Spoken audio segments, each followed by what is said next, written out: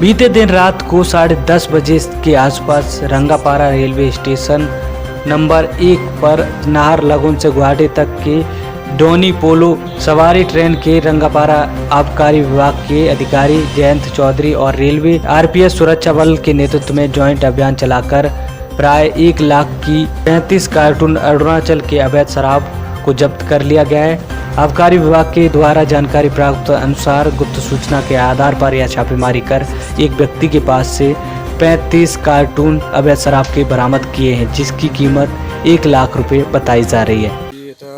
গোপন সূত্র কম খেদি আমি ৰঙাপাৰা ট্ৰেইন ষ্টেচনত আমি অভিযান চলালোঁ আৰু এই ট্ৰেইনখন নাহৰলগুনৰ পৰা এখন গুৱাহাটীলৈ আহি আছিলে আৰু আমি ৰঙাপাৰাত এতিয়া অভিযান চলাই পেলাই প্ৰায় 30ৰ পৰা 35 কাৰ্টুন আমি জব্দ কৰিবলৈ সমৰ্থ হৈছোঁ।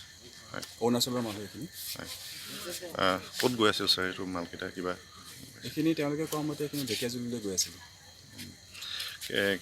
কিমান টকা কিমান মূল্যৰ হ'ব আমাৰ এইখিনিৰ মূল্য আমাৰ অসমৰ মূল্য প্ৰায় 1,20,000 টকা হ'ব পাৰে। ছাৰ মানুহ কিবা ধৰা পৰিছে নেকি কিবা নাই নাই ছাৰ সেইখিনি এইখিনি ক'ৰ হয় সেইখিনি এই মদকেইটা ক'ৰ এইখিনি অৰুণাচলৰ পৰা আনি আছিল তেওঁলোকে অৰুণাচলৰ পৰা অৰুণাচলৰ পৰা আনিছিল। আজি আপোনালোকে ছাৰ সেইখিনি ইয়াত কি ছাৰ অহা যোৱা ট্ৰেইনত কি তেনেকৈ কৰিয়ে থাকে নেকি কিবা তেনেকৈ আমি অভিযান চলাই আছোঁ, যিমান পাৰে আমি ধৰিবলৈ সমৰ্থ হৈ আছোঁ। আজিও তেনেকৈ ধৰিলোঁ আৰু এনেকৈ অভিযান আমি চলাই থাকিম।